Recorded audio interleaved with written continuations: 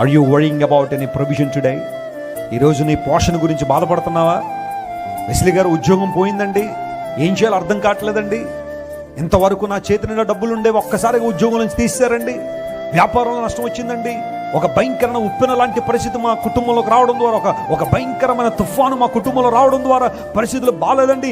నా పోషణ ఏంటో, నా పిల్లల పోషణ ఏంటో నాకు అర్థం కావట్లేదు. నమ్మో ప్రియ దేవుని బిడ్డ, నేను పోషించే దేవుడు నీకున్నాడు. హల్లెలూయా. ఆరోచు పిల్ల కాకులను పోషించే దేవుడు ఆయన.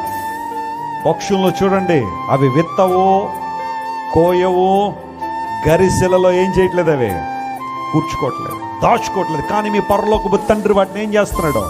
పోషిస్తున్నాడు. ఆయన తన గుప్పిలి తెరిచి ప్రతి జీవి కోరికను ఏం చేస్తాడట? ఆయన తృప్తి పరుస్తాడట. దేవునికి తెలుసు నీకు ఏ సమయంలో ఏది ఇవ్వాలో ఆయన తెలుసు. Don't worry about your provision, just depend on God. దేవుని మీద ఆధారపడు. ఆయన నిన్ను నడిపించిన సంగతి జ్ఞాపకం చేసుకో.